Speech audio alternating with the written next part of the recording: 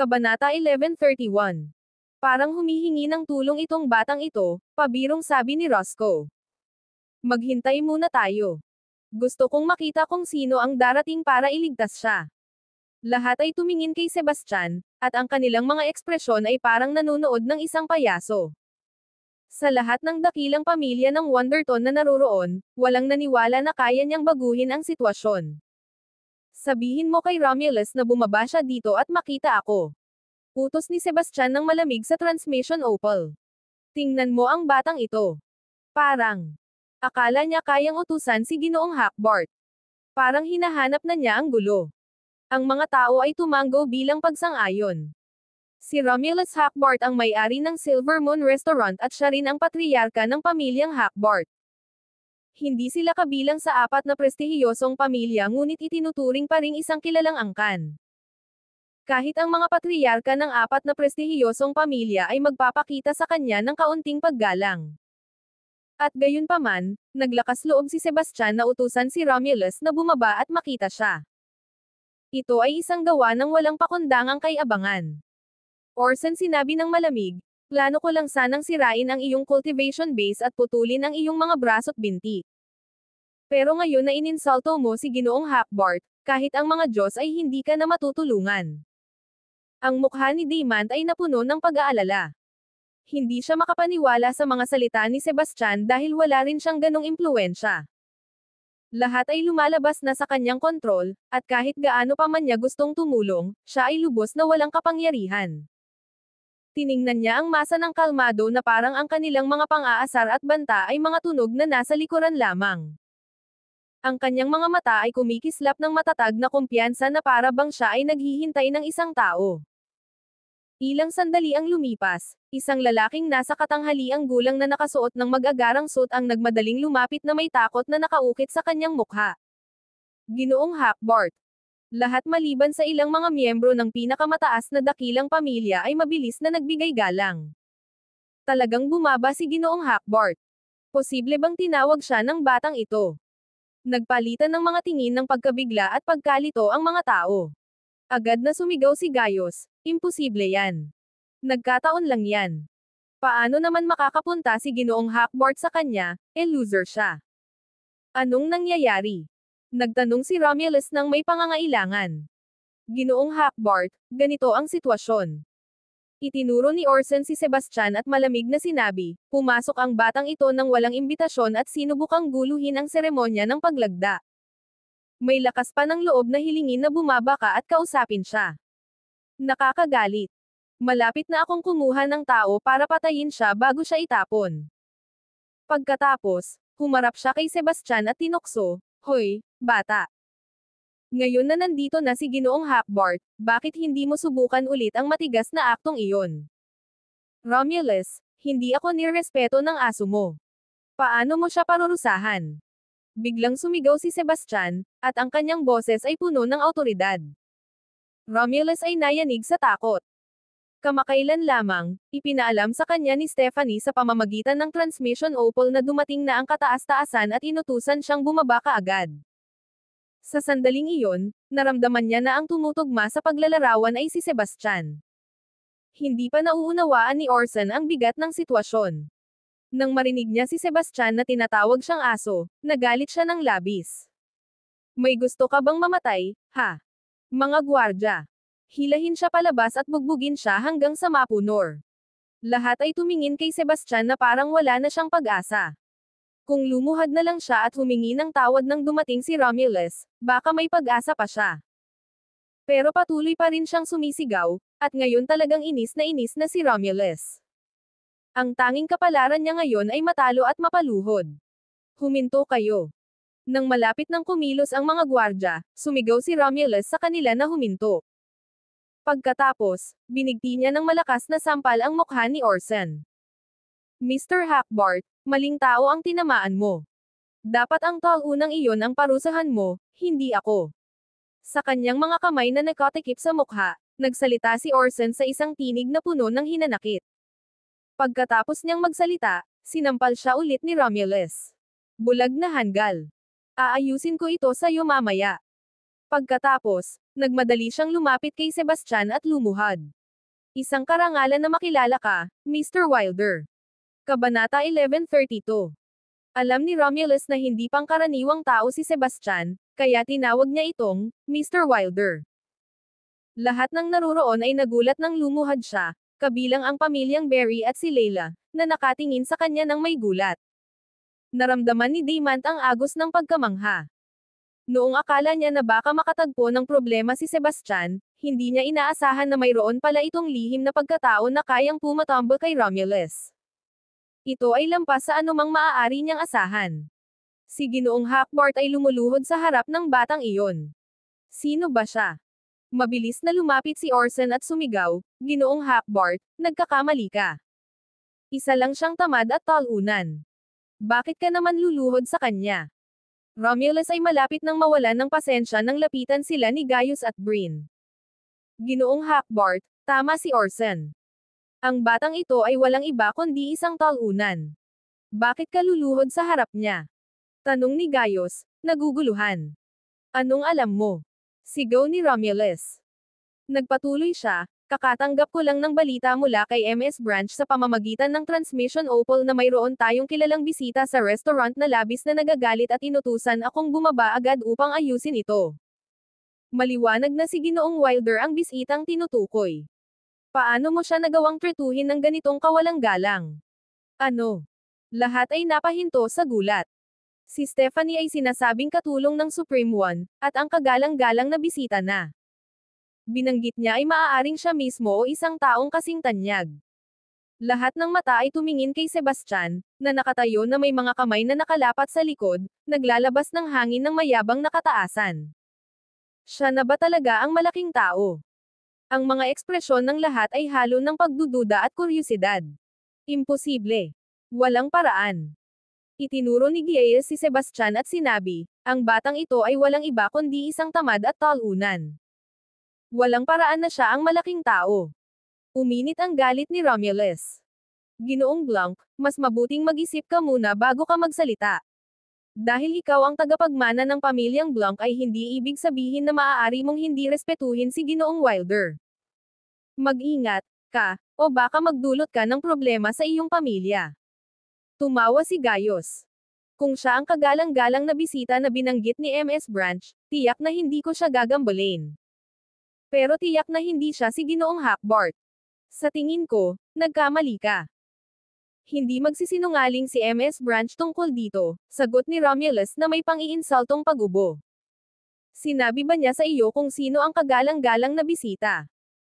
Pilit na tanong ni Gaius. Hindi partikular. Pero base sa sinabi mo, dapat si Ginoong Wilder iyon, sagot ni Romulus. Nakakamali kayo, lahat. Nandito mismo ang kagalang-galang na bisita na binanggit ni MS Branch. Biglang nagsalita si Layla. Lahat ay tumingin sa kanya, at siya'y ngumiti ng tagumpay habang hawak ang isang gintong imbitasyon. Ito ang gintong imbitasyon. Sumigaw si Romulus habang si Gaius at ang iba ay mukhang pareho ring nagulat. Naglabas ang Supreme Merchants Guild ng 3 imbitasyon regular, VIP, at ginto. Ang 4 na prestihiyosong pamilya ay nakatanggap ng VIP, habang ang mga gintong imbitasyon ay bihirang ipinapadala. Lahat ay narinig lamang ang tungkol sa kanila dati, kaya hindi nila mapaniwalaan na si Layla ay talagang may hawak na isa. Ginang. Jarvis, paano ka nagkaroon ng gintong imbitasyon? Tanong ni Romulus. Anong ibig mong sabihin yan? Sa tingin mo ba hindi ako karapat-dapat o hindi karapat-dapat ang swordati sa pagkilala? Sagot ni Layla, nalinas. Hindi ko kailanman iisipin iyon, mabilis niyang ipinaliwanag. Ang ibig kong sabihin ay nakita lang namin ang mga regular at VIP na imbitasyon hanggang ngayon. Maaari mo bang ipakita sa akin ang iyo? Tumanggo si Layla bilang tugon. Kabanata 1133. Mabilis na kinuha ni Romulus ang mga gintong imbitasyon gamit ang parehong kamay at maingat na sinuri ang mga ito. Bilang may-ari ng restaurant, alam niyang tukuyin ang pagiging tunay ng mga ganitong dokumento. Ito ay isang tunay na gintong imbitasyon. Ikinagagalak naming makasama ka, Ginang. Jarvis. Agad niyang ibinalik ang imbitasyon gamit ang parehong kamay. Ang mga tumanggap ng ganitong imbitasyon ay mula sa mataas na antas o may koneksyon sa kataas-taasan. Magandang araw, Ginang Jarvis. Nang mapagtanto nila na lihay timo ang paanyayang hawak ni Leila, mabilis na yumuko sina Emmat, Gayos, at Damon. Tanging si Sebastian lamang ang nandoon, hindi natitinag. Si Stephanie ang namahala sa pagpapadala ng mga imbitasyon. Alam niyang si Leila ang kanyang dating kasintahan, kaya't nagpadala siya rito ng gintong imbitasyon. Lumapit si Leila kay Sebastian na may hawak na gintong imbitasyon at sinabi ng mayabang, "Ako ang may hawak ng tanging gintong imbitasyon sa mga panauhing narito." Ipinapakita nito kung gaano pinahahalagahan ng kataas-taasang isa ang swordati. Sa kasamaang palad, hindi mo man lang natutugunan ang mga pamantayan para makakuha ng isa. Marahil ito na ang magpapaalam sa iyo tungkol sa pagkakaiba natin. Si Sebastian ay parang hindi siya narinig. Hindi na siya nag-abala pang makipag-usap sa kanya. Patuloy siya, "Dahil ikaw ang aking dating kasintahan, maaari kong ipagsabi sa kataas-taasan kung ikaw ay luluhod at hihingi ng tawad sa akin. Baka magpakita siya sa iyo ng awa." Ngumiti siya ng may pang-aasar bilang tugon. Sumiklab ang galit ni Leila. "Bakit ka nakangiti? Huwag mong isipin na hindi ko alam kung ano ang nasa isip mo. Gusto mong mamatay ako ng mas maaga, di ba? Gusto mong lumuhad ako, pero paraan mo lang yan para makaganti. Lalo na't minsan mo akong sinerbisyuhan sa posisyong yan," sabi ni Sebastian ng may kahulugan. Nagtaka ang mga tao sa hindi makapaniwalang balita na siya ay lumuhad kay Sebastian upang paglangkuran siya. "Naghahanap ka ng gulo." Sumiklab ang galit ni Leila habang inihampas niya ang kanyang kamay sa mukha ni Sebastian. Isang matalim na sampal ang umabot, pero siya ang nakaramdam ng hapdi. Tinakpan niya ang kanyang nag-aalab na pisngi, at lumaki ang kanyang mga mata. Sa gulat at hindi makapaniwala. "Ako ang VVIP ng Supreme One. Paano mo ako naglakas loob na saktan?" Ang kanyang pagkabigla ay mabilis na naging galit habang ang kanyang mga mata ay nag-aapoy ng hindi mapigil ang galit. "Leila, pakinggan mo ang babala ko at huwag mo akong udyukan muli. Hindi mo magugustuhan ang mga magiging resulta," malamig na sinabi ni Sebastian. Si Leila ay sobrang galit na tila handa nang sumabog. Lumingon siya kay Romulus at sumigaw, "Bakit ka pa nandyan? Patayin mo na ang loser na ito." 11. "Ginoong Jarvis, kailangan ko pa ring kumpirmahin ang kanyang pagkakakilanlan. Pakiusap, kalmayan mo ang iyong sarili." Ngumiti siya ng may paghingi ng tawad. "Ex-fiancé ko lang siya at isang talunan na walang halaga, kaya ko siya pinutol ang engagement. Kaya, bakit ka pa nagdadalawang isip?" Sagot ni Leila. Lumapit si Lila at nagdagdag, "Tama si Ms. Jarvis. Kasal kami ng mahigit isang taon, kaya mas kilala ko siya kaysa sinuman. Ang tanging tagapagtanggol niya ay si Damon. Wala nang makakapagligtas sa kanya ngayon dahil ininsulto niya si Ms. Jarvis at ang kataas-taasang isa." Pero, nag-atubiling si Romulus. Pagkatapos, sumingit si Gayos, "Ginoong Hackbart, ang dalawang babaeng ito ay ang kanyang dating kasintahan at dating asawa. Sino pa ang mas makakaalam kung gaano siya kapabibo?" Inisip ito ni Romulus, pagkatapos ay tumango. Lumiko siya kay Sebastian at malamig na sinabi, "Ang kapal ng mukha mo, talunan. Hindi ko akalain na muntik mo akong lokohin. Mayroon bang makakakuha sa kanya at bugbugin siya hanggang sa mapuno?" Kabanata 1134. Sandali lang. Sino ang may lakas ng loob na saktan siya? Isang malamig na tinig ang umabot sa pandinig habang isang babae sa isang mahabang berdeng damit ang pumasok sa silid. Naglakad siya ng may hindi matutumbasang biyaya, at ang kanyang kagandahan ay agad na nahulog sa lahat sa unang tingin. Napakaganda niya. Kahit ang mga magaganda tulad ni Damon at Lila ay nakaramdam ng inggit sa kanyang paningin. Pagbati, Prinsesa Delaney. Bumo ang lahat ng ulo bilang paggalang maliban kina Sebastian at Leila. Ang pumasok ay si Delaney. Nagmadali siyang lumapit kay Sebastian at matalim na tumingin kay Romulus. "Anong karapatan mong magpakita ng ganitong kawalang galang kay Ginoong Wilder? Ang kapal ng mukha mo." Nagulat si Romulus at agad na sinabi, "Prinsesa Delaney, pakisuyo, patawarin mo ako. Kung alam ko lang na kilala mo si Ginoong Wilder, hindi ko sana nagawa, kahit na doble pa ang lakas ng loob ko. Lahat sa silid ay nagulat. Walang inaasahan na si Delaney ang lalabas para ipagtanggol si Sebastian. Hanggang sa sandaling ito, hindi nila alam na magkakilala ang dalawa. Hindi niya pinansin si Romulus at humarap kay Sebastian na may ngiti. Ito ay kasing liwanag ng isang bukirin ng mga namumulaklak na bulaklak na nag-iwan sa lahat ng nasa paligid niya na napahanga. Kapag ngumiti si Delaney, naglalabas siya ng isang kagandahan na nagpapaliwanag kung bakit siya iginagalang bilang isa sa 4 na kagandahan ng Wonderton. Kung ikukumpara sa kanya, ang ibang mga babae ay tila nagiging anino. Nagtaka ang mga tao, hindi lamang sa kanyang kagandahan kundi pati na rin sa bihirang ngiti nito.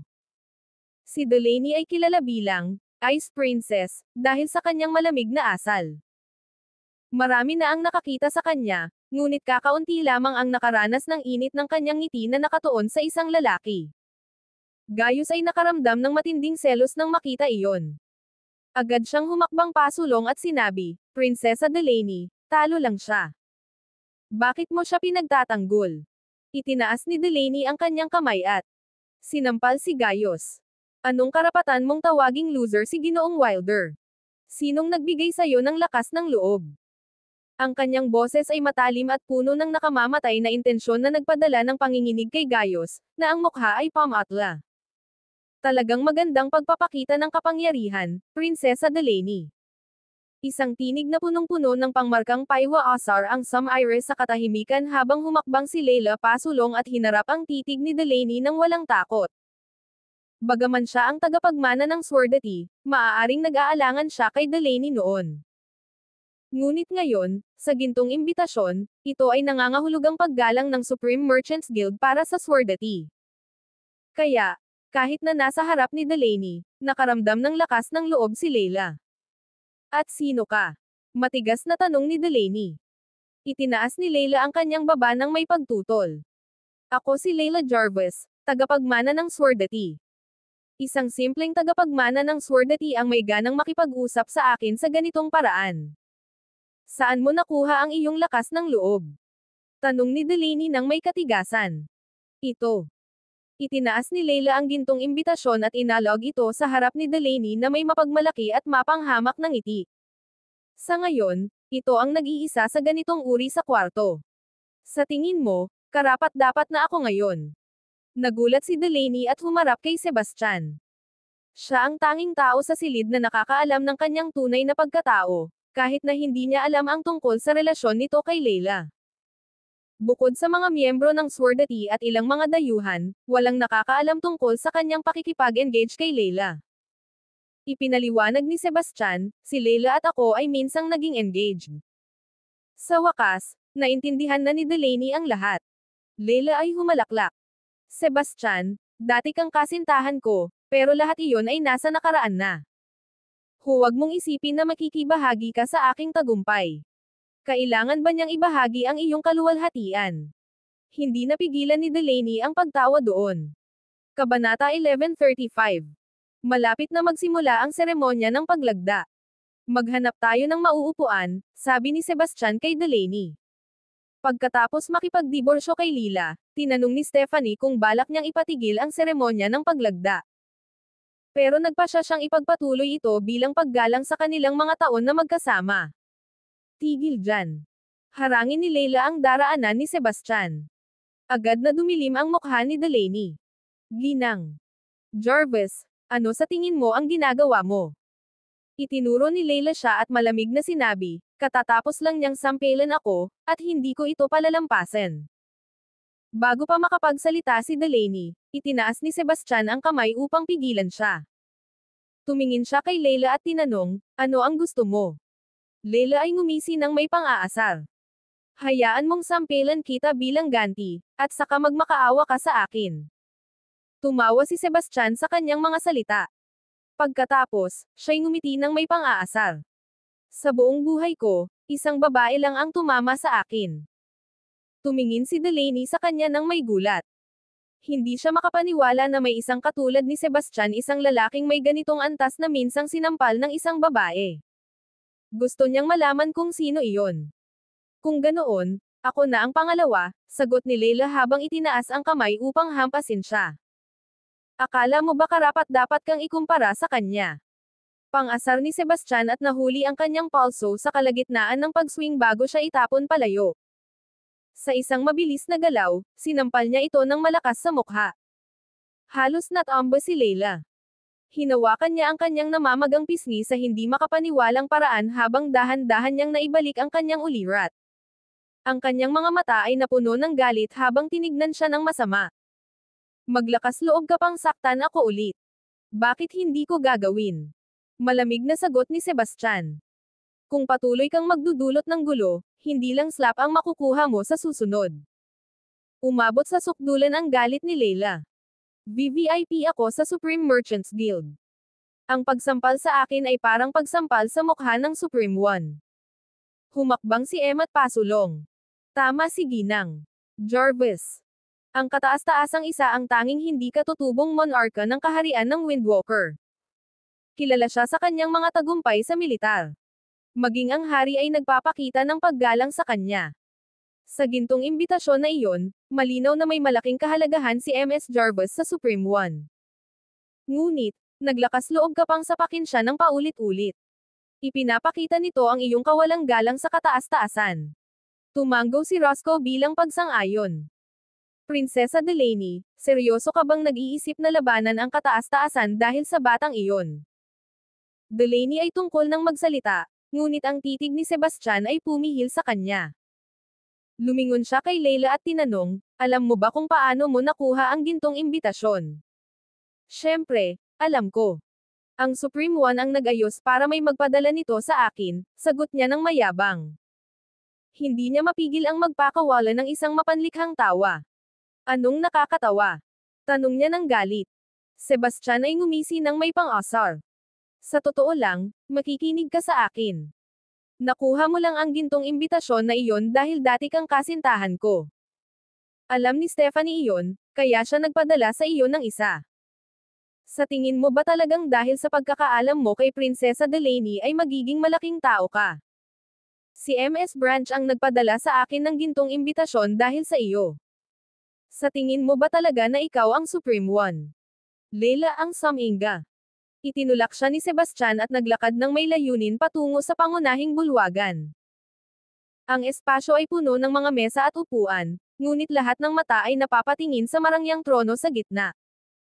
Ito ay isang napakagandang upuan na gawa sa purong ginto na sumisimbolo ng karangalan at prestihiyo. Habang papalapit siya dito, lahat ay napahinto sa pagkamangha.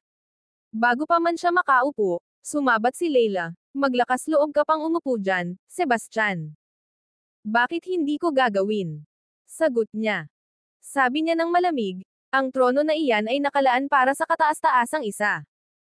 Wala kang karapatang umupo dito. Bumaba ka na ngayon.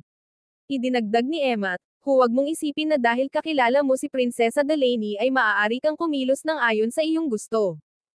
Binabalaan kita. Kung maglakas loob kang umupo, kahit siya ay hindi makakapagligtas sa iyo.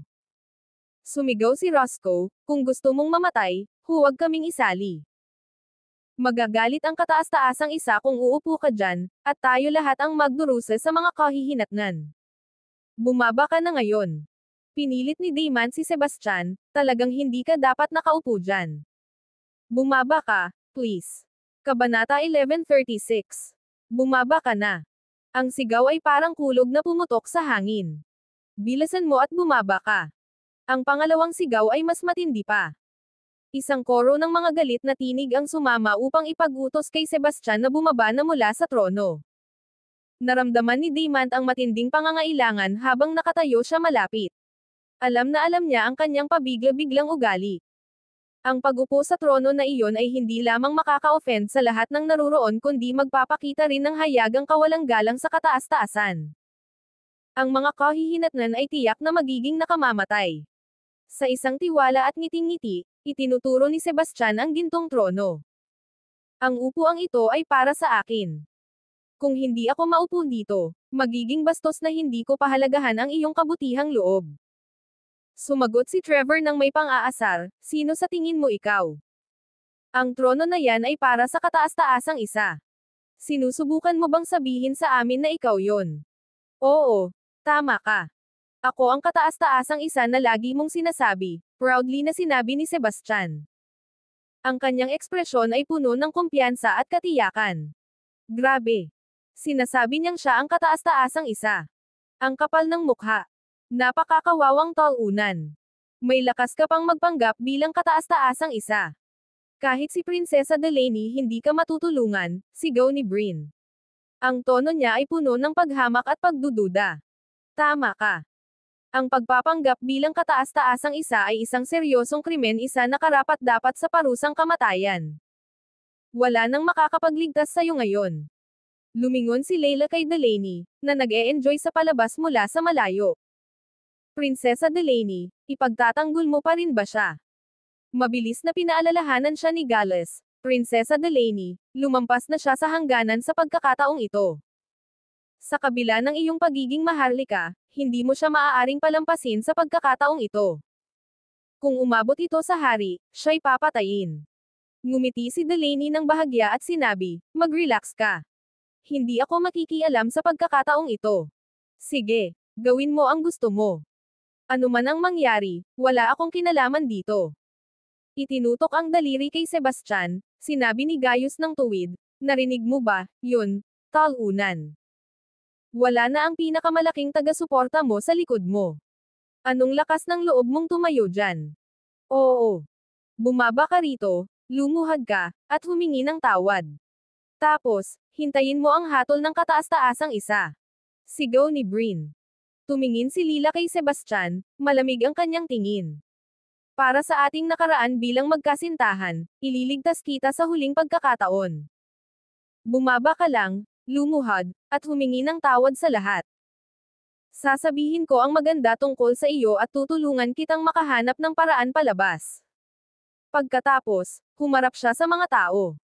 Mga kaibigan, maaari ba ninyong ipagkaloob sa akin ang maliit na pabor na ito? Tumawa si Emmet. Dahil narinig na ang boses ni Ms. Berry, magiging handgal tayo kung hindi natin ito pahalagahan. Pero masyadong mayabang ang batang iyon kanina. Kapag humingi siya ng tawad mamaya, dapat siguruhin niyang maririnig ito ng lahat. Tama ka. Dapat matutunan niyang magingay habang nandyan pa siya, dagdag ng isa. Si Layla ay sumabat ng malamig, pinagsample niya ako ng 2 beses kanina, at ibabalik ko ang pabor ng 10 beses. Makatarungan ang hiling na iyon. Salamat, lahat, sabi ni Lila nang may pasasalamat. Lumiko siya kay Sebastian at sinabi, narinig mo ang sinabi nila. Ito na ang huling pagkakataon na ililigtas kita. Sundin mo ang sinabi nila. Si Ms. Berry ay nakipagdiborsyo sa lalaking iyon, pero nagmamalasakit pa rin siya sa kanya. Talagang napaka-noble niya. Tama ka. Siya ay maganda at may mabuting puso. Hindi nakapagtataka na gusto siya ng kataas-taasan. Pumuno ng pagmamalaki ang dibdib ni Lila sa kanilang mga papuri. Ang tawanan ni Sebastian ay puno ng paghamak at ironiya. Lila, wala nang kailangan pang iyong pekeng pag-aalala. Para sa akin, bawat isa sa inyo ay parang langgam na gumagapang. Uupo ako dito ngayon, at curious akong makita kung ano ang magagawa ninyo tungkol dito. Sa mga salitang iyon, inihanda niya ang sarili na umupo sa trono. Lila ay sumabog sa galit. Huwag ka nang maghanap ng gulo. Ang pagpapanggap bilang Supreme One ay isang seryosong krimen na. Kung maglakas loob ka pang umupo, hindi kita kayang iligtas. Humithit si Trevor. Wala siyang kwenta kundi isang walang utang na loob na handgal. Bakit ka pa nagmamalasakit?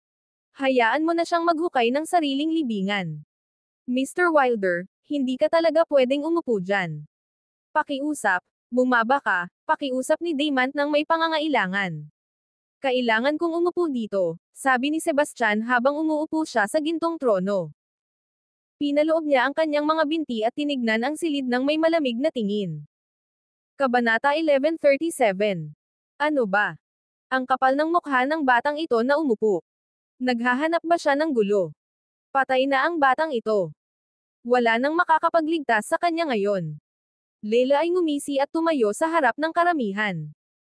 Malupit na ipinahayag niya, ang talunan ito ay naglakas loob na umupo sa trono at magpanggap bilang kataas-taasang isa. Ang kanyang pagkakamali ay nararapat na parusahan ng kamatayan. Bilang isang VVIP na panauhin ng Supreme Merchants Guild, hinihiling ko sa inyo na patayin siya bilang babala sa iba. Ako, si Trevor Berry, sumasang-ayon dyan. Patayin siya bilang babala sa iba. Pamilya Slangzer, sumasang-ayon. At ang pamilya McFarlane, sinasang-ayunan ito. Ang pamilyang Blanc ay nasa likod ninyo. Emmett, Roscoe, at Gallus ay nagpahayag ng kanilang suporta. Hindi nagtagal, halos lahat ng naruroon ay sumama sa paghatol kay Sebastian na parang siya ay gumawa ng isang hindi mapapatawad na krimen, tanging sina Delaney at Damant lamang ang nanatiling tahimik. Nang makita ni Layla na maraming tao ang sumusuporta sa kanya, nakaramdam siya ng matinding tagumpay. Tinitigan niya si Sebastian ng masama at ngumisi. Kailangan kong handgan ang iyong kapanatagan. Kahit na nasa pintuan mo na ang kamatayan, nananatili kang kahangahangang kalmado. Sino ang unang mamamatay ay nasa usapan pa rin. Isang bahagyang ngiti ng kaalaman ang lumitaw sa mga labi ni Sebastian. Well, kailangan ko lang makita kung gaano katagal ang kaiabangan mo. Hilahin mo ang loser na ito at bugbugin mo siya hanggang sa maging pulp. Utos niya ng matalim. Dahil mayroon siyang gintong imbitasyon, sinundan siya ng lahat. Sa kanyang utos, isang grupo ng mga gwardya ang sumugod kay Sebastian, ang kanilang pagnanais na pumatay ay ramdam. Tumingin si Damant kay Delaney at sinabi, "Pakiusap, iligtas mo siya." Ngunit nanatiling kalmado si Delaney. Ginang. Si Dorev, dapat kang umupo at mag-enjoy sa palabas tulad ko. Isang pangarap lamang para sa mga langgam na ito na maabot si Ginoong Wilder. Ano bang sinasabi mo, Prinsesa Delaney? Maaaring may talento si Sebastian, pero sa mga nakababatang henerasyon lang. At wala siyang kahit anong suporta. Paano siya lalabanan ang lahat ng mga iyon? Si Damant ay halatang nag-aalala. Gusto niyang tulungan si Sebastian, pero wala siyang magawa. Sandali. Isang matalim na boses ang umabot sa pandinig habang papalapit ang nakakatakot na grupo ng mga gwardya kay Sebastian. Lumingon ang lahat at nakita ang isang grupo ng mga tao na sumugod sa bulwagan. Sa harapan ay isang batang babae, matangkad at elegante sa kanyang dilaw na damit. Siya ay maganda, na may isang aura ng sopistikasyon na nagpalutang sa kanya. Isang grupo ng mga gwardya ang nagmarcha sa likuran niya. Ang kanilang mga galaw ay perpektong magkakasabay at naglalabas ng tahimik ngunit makapangyarihang awtoridad. Si MS Branch. Greetings, MS Branch. Mabilis na yumuko ang mga tao sa kanilang mga ulo bilang paggalang. Si Stephanie ay dati lamang isang dalagang mula sa isang simpleng pamilya at halos hindi pinapansin ng mga kilalang tao sa Wonderton.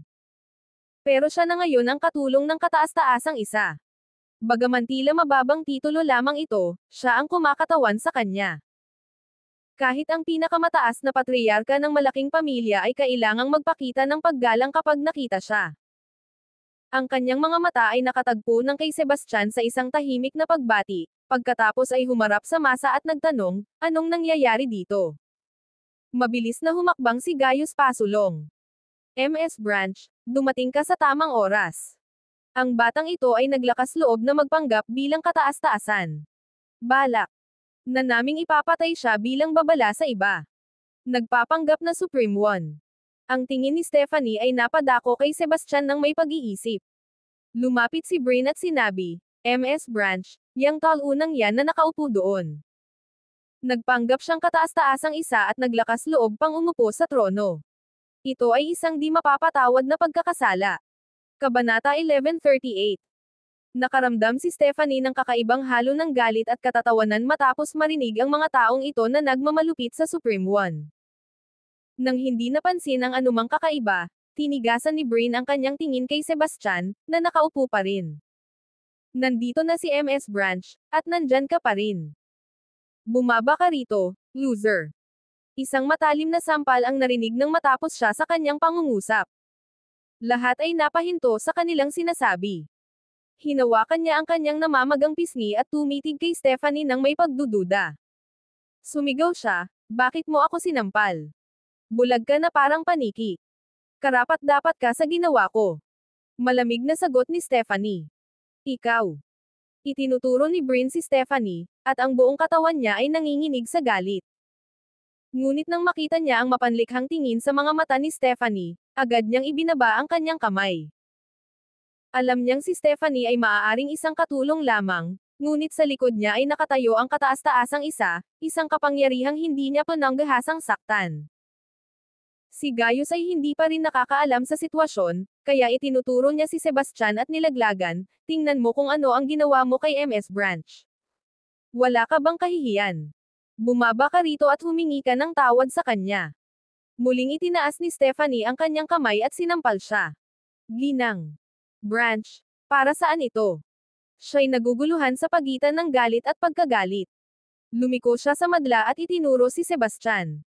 Kaya, sa tingin niyo ba ay nararapat siyang bitayin? Si Leila ang unang humakbang pasulong.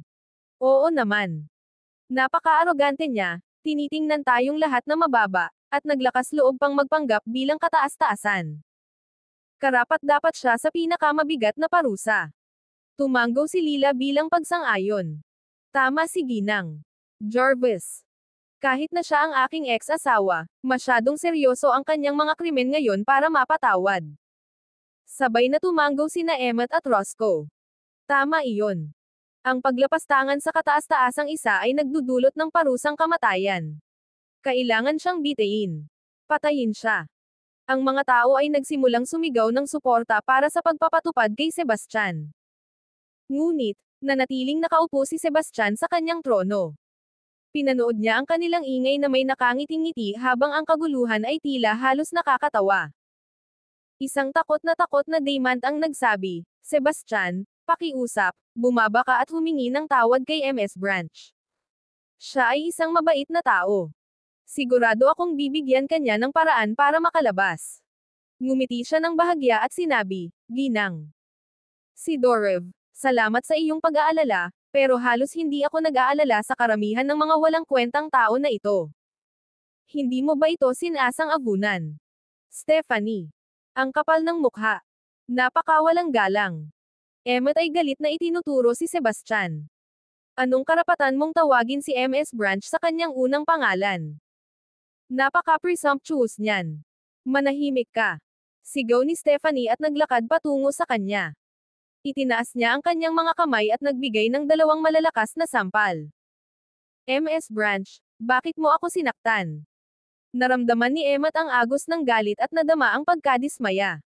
Lumakad siya pasulong, at ang kanyang tingin ay umikot sa karamihan. Kayong lahat ay mga bulag na tanga na hindi nakikita ang kahangahangang presensya na nakatayo sa gitna ninyo. Lahat ay nagpalitan ng mga naguguluhang sulyap at hindi sigurado kung ano ang kanyang ipinapahiwatig. Pagkatapos, humarap si Stephanie kay Sebastian. Sa harap ng mga naguguluhang tao, siya'y lumuhad sa harap niya. Sinundan siya ng kanyang mga gwardya, at sabay-sabay silang lumuhad. All hail the Supreme One. Lahat sa silid ay nagulat. Ang kanilang mga mukha ay puno ng pagkabigla at kawalang paniniwala. Hindi nila kailanman inisip na ang taong kanilang itinakwil bilang talunan at nagpapanggap ay tunay na ang kataas-taasan. Kabanata 1139. Si Brin at Gaius ay labis na mapatla. Hindi nila kailanman inisip na napakabobong nila at pinapabayaan ang tunay na kataas-taasan. Leila, Lila, Emmett, at ang iba pa ay puno ng pagsisisi. Ang kanilang mga naunang gawain ng pag-akusa at paghamak kay Sebastian ay tila napaka-absurdo at ignorante na ngayon. Nakatayo sila sa kanilang pwesto, nakatitig kay Stephanie at sa mga gwardya, ang kanilang mga puso ay puno ng takot at panghihinayang, at nagtataka kung paano haharapin ni Sebastian ang mga ito. Ang lugar ay tahimik na parang sementeryo, at tanging mabibigat na paghinga at tibok ng puso ang maririnig. Ano? Siya ba ang kataas-taasang isa? Imposible yan. Nabigla si Leila. Ang dating kasintahan na itinuring niyang walang silbi ay ang kataas-taasang Panginoon na lampas sa kanyang abot. Nahihirapan siyang tanggapin ang kinalabasan na ito. Si Lila ay may ekspresyon ng pagkabigla at kawalang paniwala. Hindi ito maaaring totoo. Paano posible na siya ang kataas-taasang isa? Sambit ni Trevor na puno ng pagdududa. Si Fiona, Gayunpaman, ay puno ng nagsisisi, kasalanan niyo lahat to noon pa man, may kutob na ako na si Sebastian hindi, si Ginoong Wilder ay may pambihirang talento, pero kayong dalawa ni Lila ay walang alam at sinayang ang napakagandang pagkakataon. Pumatak ang mga luha mula sa mga mata ni Lila. Ngayon ay nagsisisi na siya. Kung hindi niya pinawalan si Sebastian, magiging asawa siya ng kataas-taasan. Samantala, tinakpan ni Damant ang kanyang bibig, ang pagkabigla ay nakasulat sa kanyang mga mata. Pagkatapos ng isang sandali ng naguluhang katahimikan, nagmadali ang lahat na yumuko at bumati, lahat ay sumamba sa kataas-taasang isa.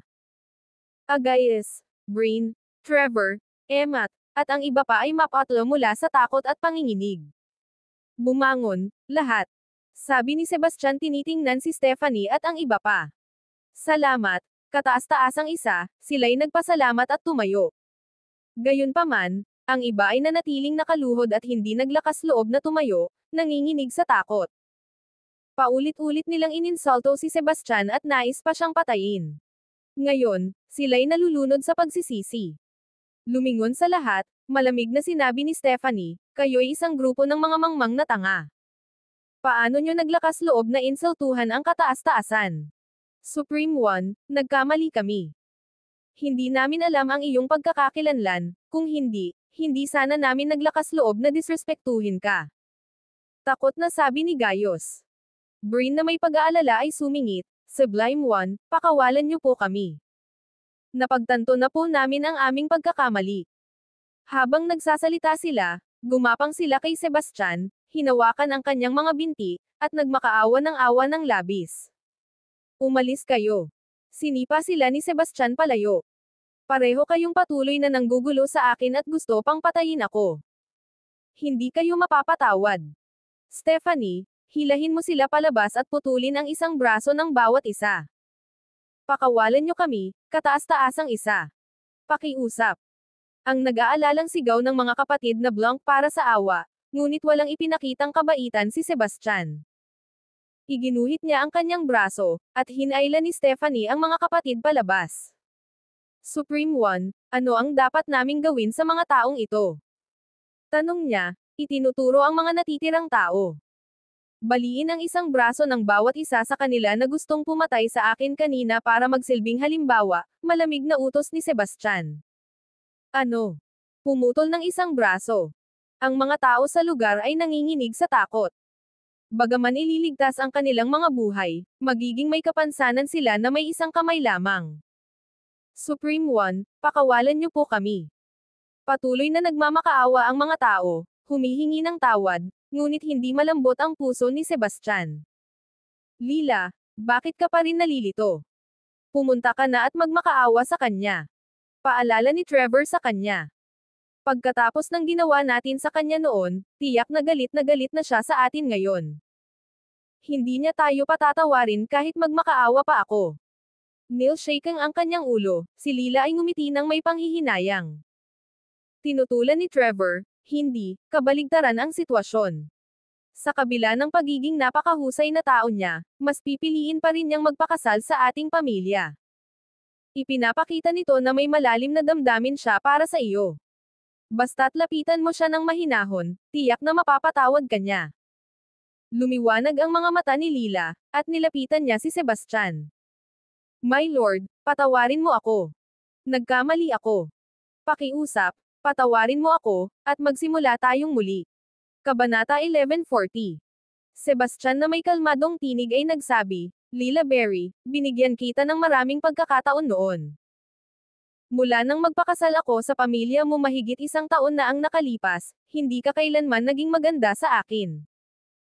Sa kabila noon, humingi ako ng tulong mula sa pamilya Slangzer, pamilya McFarlane, at iba pang mga pamilya para tulungan ang inyong pamilya. Kung hindi, bakit mo sa tingin nila tutulungan ka?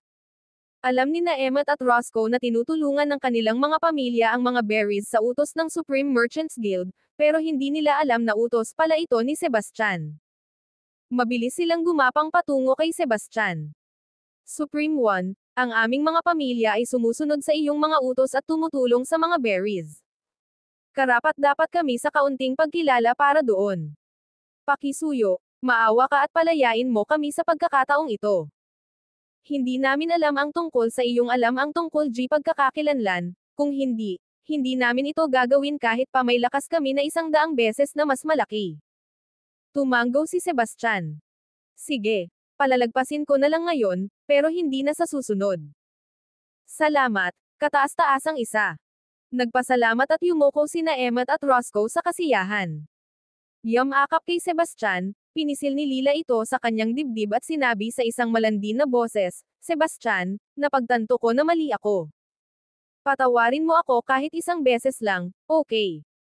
Isang beses lang, at magiging tapat na asawa mo ako mula ngayon. Hindi ba't palagi mong gustong tapusin ang ating kasal? Gawin na natin ito ngayong gabi, o pwede rin natin itong gawin ngayon. Hinayla ni Sebastian ang kanyang braso at ngumisi. Palagi kang mayabang sa akin at gusto mo pang patayin ako. Ngayon na alam mo na ang pagkatao ko, gusto mo nang makabawi sa akin. Hindi mo ba ito nakakatawa? Hindi siya kailanman nahulog kay Lila. Noong panahong iyon, pinakasalan niya siya dahil gusto niyang makuha ang kanyang pasibong enerhiya upang makaalpas mula sa kanyang plateau. Gayunpaman, pinapanday na niya ang batas ng lakas ngayon. Sa pamamagitan lamang ng pisikal na lakas, siya ay isang elite grandmaster na. Kaya, hindi na siya natukso ni Lila na ialok ang kanyang katawan. Sebastian, pasensya na. Ano ang dapat kong gawin para mapatawad mo ako? Tanong ni Lila sa isang nagmamakaawang tono, habang pinapapikit-pikit ang kanyang mga mata. Tumingin sa kanya si Sebastian ng malamig, Lila Berry, sasabihin ko na ito ng huli. Tapos na tayo. Dahil higit 1 taon tayong kasal, hindi ko na pagbibigyan ang mga Berry ngayon. Lumayas ka na dito. Sebastian. Bago pa makapagpatuloy si Lila, pinigilan siya ni Stephanie. Ginang. Berry, umalis ka na agad. Binabalaan ka na. Mga luha ng pagsisisi ang dumaloy sa pisngi ni Lila. Nakita na may sentimental na halaga si Sebastian kay Lila, nagmadali si Layla na lumapit. Supreme One, humihingi ako ng tawad sa pagmamaliit ko sa iyo. Patawarin mo ako para sa kapakanan ng pagkakaibigan ng ating mga magulang. Tumawa si Sebastian. Layla Jarvis, naaalala kong gusto mo akong patayin ng higit sa isang pagkakataon. Bakit kita patatawarin? Naglagay si Layla ng mapanukso ng ngiti at sinabi, pasensya na. Maging mas mabuting tao ka at patawarin mo ako sa pagkakataong ito. Sa wakas, natikman na kita dati. Mas mabuti ako kaysa kay Lila Berry, na hindi ka pa pinapahawak kahit 1 taon na kayong kasal. Sebastian ay ngumiti ng malamig at sumagot, Layla Jarvis, alam ko kung anong klaseng tao ka, at mas kasuklam-suklam ka pa kaysa kay Lila. Para sa ating nakaraang kasunduan, bibigyan kita ng pagkakataon sa huling pagkakataon. Umalis ka na. Nang marinig iyon, walang pasasalamat na ipinakita si Layla. Sa halip, naglagay siya ng nakakatakot na ekspresyon. Sebastian Wilder, gusto ko sanang bigyan ka ng huling pagkakataon, pero hindi mo alam kung ano ang makabubuti para sa'yo. Pagsisisihan mo ito. Pagkatapos lumabas ng mga salitang iyon sa kanyang mga labi, lahat ay nagulat. Walang inaasahan na kakausapin niya si Sebastian sa ganitong paraan. Medyo masyado siyang matapang para sa okasyong iyon. Sa wakas, si Sebastian ang kataas-taasang isa. Bagaman siya ang ginang mula sa Swordati, malayo ang Swordati mula sa kataas-taasang isa. Layla Jarvis, paano mo naglakas loob na kausapin ang Supreme One sa ganyang tono? Talagang may lakas ka ng loob. Matigas na pinagsabihan ni Stephanie.